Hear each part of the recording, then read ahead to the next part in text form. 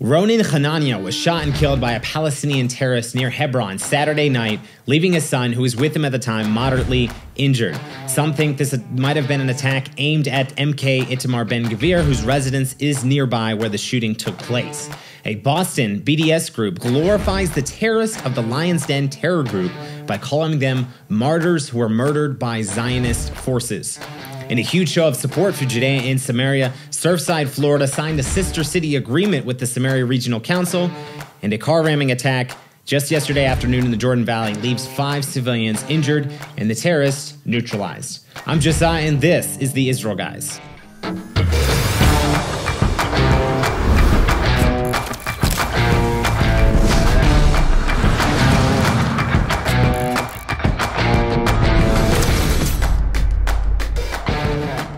Welcome to the Israel Guys, where we believe that in a world of Jew hatred and anti-Israel propaganda, you should have a direct connection to the land and people of Israel. Welcome back to the show, guys. First off, make sure and like this video. Also subscribe and hit that notification bell so you never miss an episode of the Israel Guys. Guys, share this this program with as many people as you can get that you know are interested in Israel, maybe want to hear the truth about what's happening in Israel.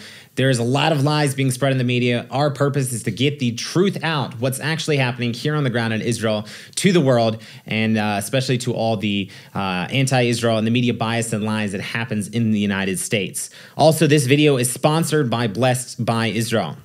There was a terror attack in Kiryat Arba, which is the Jewish town right next to Hebron Saturday night, which left a father dead and the son injured. Now, Ronen Chananyah was murdered Saturday night in the shooting attack. They opened fire near Hebron. Initial investigations showed that the shots were fired towards a store which the father and son had entered. The father was critically injured by the gunfire. Security forces arriving at the scene met the terrorist and ended up neutralizing him.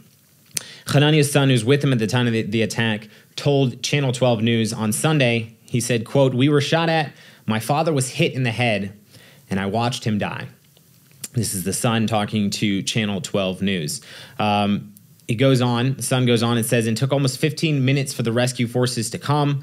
I did the math when I talked to the medics. I also went to the ambulance on foot. I ran into the grocery store." He also said that there were several Palestinian Arabs that attempted to assist him with his injuries.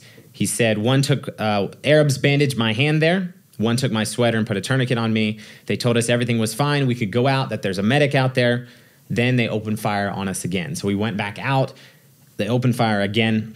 The son goes on in his interview with Channel 12. He says, we ran one more time, and then the terrorists shot at the windows. And as you can see in the documentation, they killed the terrorist by hitting him with the vehicle and then shooting him. There were 2 incidents of shooting where the terrorists opened fire at us. I knew my father was dying. He was not functioning. He was breathing. He had a pulse, but his brain collapsed. I don't know where the bullet came from, but there was no chance of him surviving.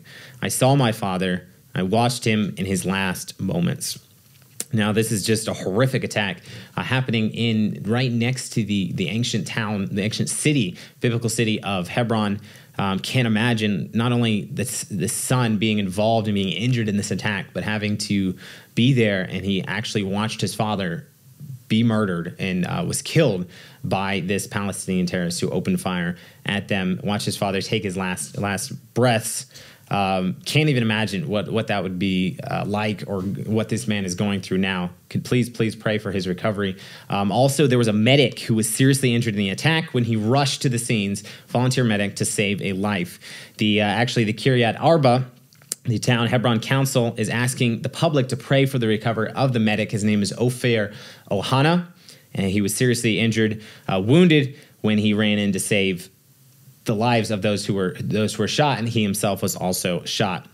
Ofer Ohana was a Rescuers Without Borders in Judea and Samaria volunteer, and according to the report I got, he's been serving as a volunteer medic for 34 years. MK Benjamin Netanyahu from Likud said, "I pray for the injured in the attack in Kiryat Arba. I support the security forces who are acting on the ground. Only a strong hand will triumph over terror," unquote. And yes, please continue to pray for the recovery of Ofer Ohana. You can write that name down, Ofer Ohana. Pray for his speedy recovery, and that he would be completely recovered from these wounds that left him in serious condition. This man who's constantly volunteering, running around the country, different places, helping people who are injured, volunteering as a medic. And now he, in that line of duty, running in to save lives, he himself was almost killed, is in serious condition now. So please continue to pray for his recovery. Now, some people are saying, and there's a possibility that this could have been an assassination attempt on Itamar Ben-Gvir, the MK from religious Zionism. Some of the initial reports on Sunday said there was an attack on Ben-Gvir's house. It seems doesn't seem quite clear at this point whether it was they were targeting MK Itamar Ben-Gvir. Maybe one of the terrorist organizations will make a claim on the attack and will clarify what their intentions were. Maybe not. Doesn't really matter because there was life that was lost in this attack. Innocent Jewish lives were killed, so it doesn't really matter who they were targeting at this point. But Ben-Gvir did comment on the attack. Right after it happened, he said, quote, "I was on my way to a house party in Jerusalem. The members of the security unit of the Knesset Guard told me that there was a shooting at my house and that there were bullets whistling in the direction of my house. First of all, I have a wife and 6 children. That's my number one priority. In retrospect, I know that they shot at a car similar to my car. It doesn't matter if they did it on purpose or not. Life here is anarchy." That's from Itamar Ben-Gvir. So, like he said, it doesn't really matter if they were trying to assassinate him or not because this man, Ronen Chananyah, lost his life in this attack. But it is interesting to note that they were shooting at a car that was very similar to Itamar Ben-Gvir's car. That's what the father and son were driving. And also this happened right near his house. So it's kind of interesting. Could have been an attempt because elections, again, are a day after tomorrow. Elections happening in Israel. Again, could have been an attack, could have not have been an attack. Regardless, continue to please pray for these victims that were critically injured in this attack, and pray for the family of the man who was murdered in this attack. Now, I saw this headline in the news here in Israel, and I just had to bring this up because I haven't seen it many other places, not really in the news in the United States.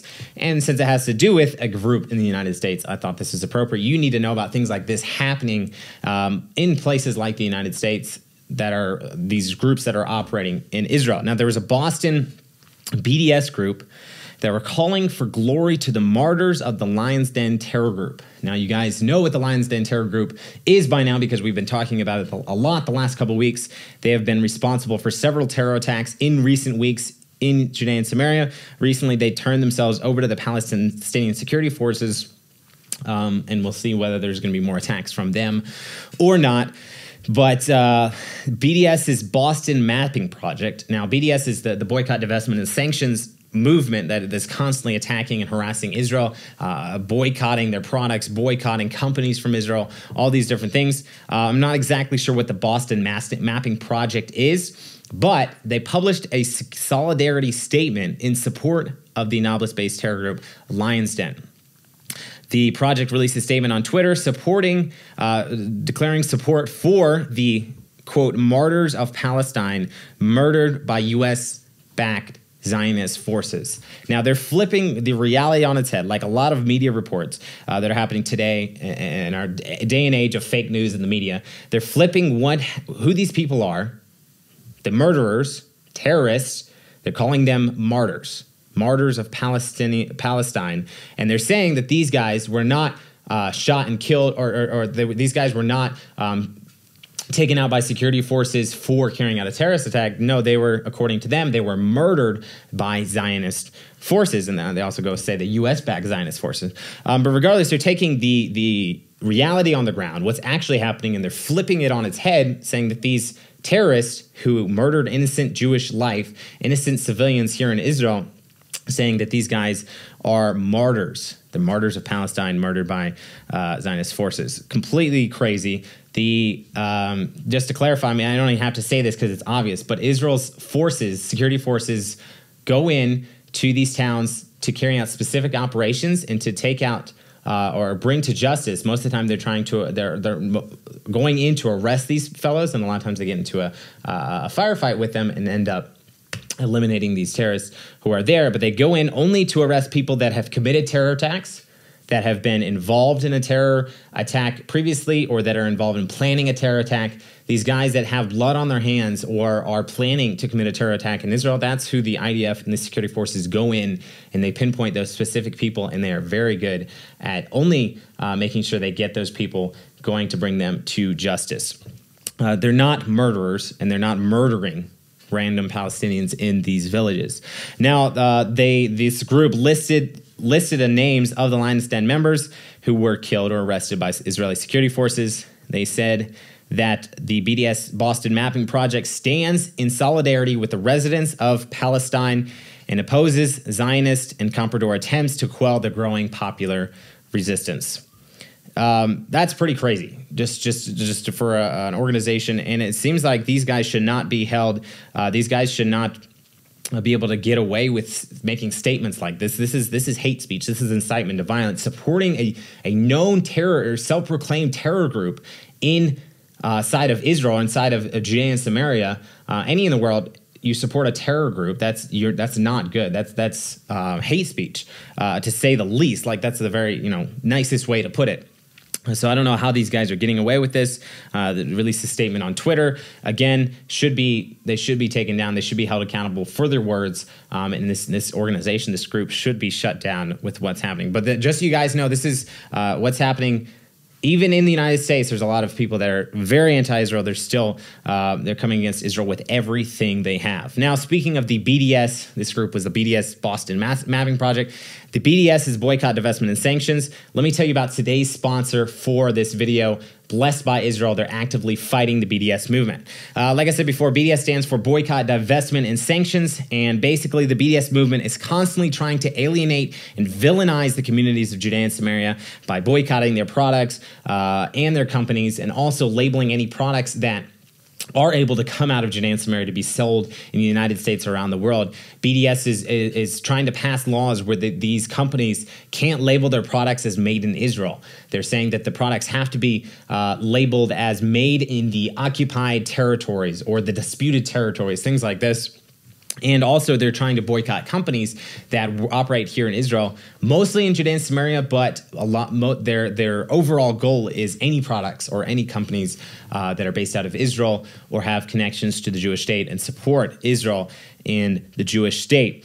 And I just wanted to let you guys know that you can fight against the BDS movement by doing something as simple as buying olive oil. Now, in 2003, Erez and Vered Ben Sadon, actually they're very good friends of ours here in Israel, here in Samaria, began the Torah Estate Winery in the city of Rechelim here in Samaria. And now, almost 20 years later, we're very excited to let you know that Torah's olive oil can be purchased through the website Blessed by Israel. That's blessedbyisrael.com. Now, this organization, Blessed by Israel, was founded to bring quality products from Judea and Samaria to the very doorsteps of Israel supporters like yourself.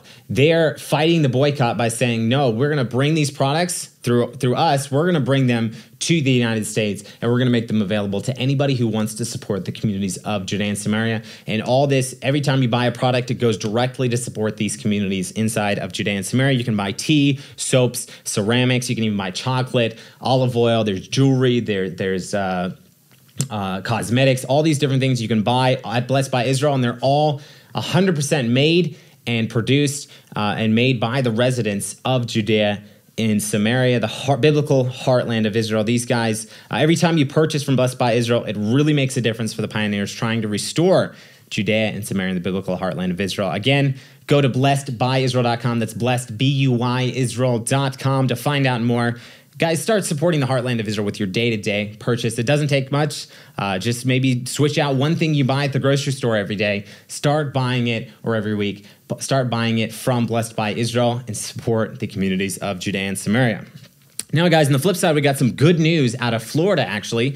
Surfside, Florida, just signed a sister city agreement with the Samaria Regional Council.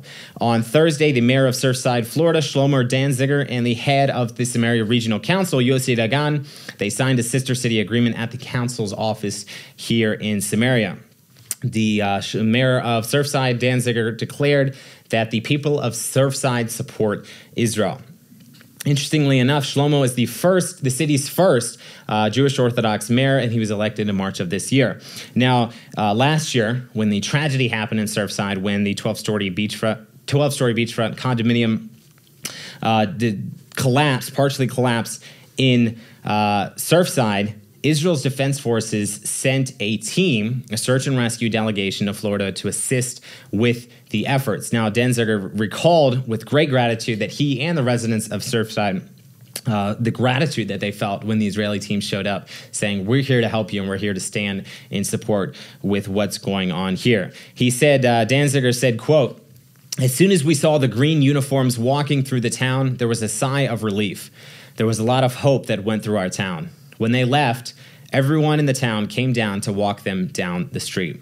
Just in a profound impact that the Israeli delegation team, search and rescue team, made when they came to help out the community of Surfside when the tragedy struck. Now, after what happened there in the tragedy, Danziger wanted to do something to show support, to take a big step of support for the residents of Judea and Samaria. He even called the settlers, the media villainizes, they call them settlers and these occupiers, these violent people, whatever the media says. Danziger is saying that these guys are actually the people that are fighting on the front lines to make sure that Israel is safe, and throwing full support for Judea and Samaria. And that's what happened when he signed the sister city agreement with the Samaria Regional Council here in Israel. And now agreements like this, sister city agreements, fly directly in the face of BDS, what we've been talking about, the BDS, the boycott, divestment, and sanctions, because the BDS is constantly trying to villainize Israel and villainize the communities of Judea and Samaria, the people that live here, the amazing God-fearing people that live in Judea and Samaria. They're constantly trying to villainize them. So when a city of the United States like Surfside comes alongside Samaria and says, we're signing a sister city agreement, we're going to be your sister city in the United States, and we show full supports for the residents of Samaria, that flies, it's a great blow for the BDS and flies directly in the face of what they're trying to do with boycotting these communities. Yossi Dagan, the Samaria Regional Council head, said, quote, "We stand together against the terror attacks and against the BDS campaign and the war of lies." He also acknowledged the fact that the mayor of Surfside received a lot of pushback for this agreement, as you can well imagine, from the Israel haters within the United States and Florida even.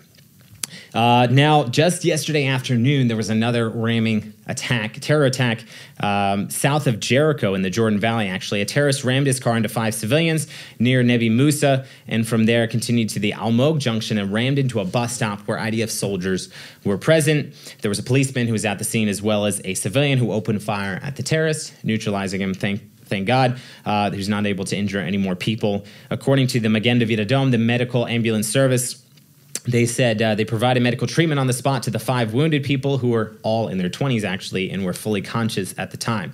According to the reports I have now, 2 were moderately injured, wounded with a head injury, and 3 had minor injuries to their other limbs. So it seems like, as of the reports I am currently looking at now, that nobody was injured seriously.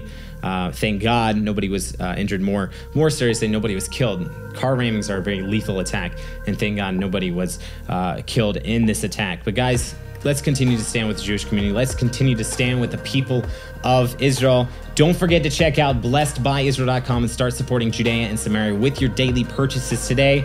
Let us know what you think in the comments below. In the meantime, tune out the fake news and tune into what is actually happening in the land of Israel.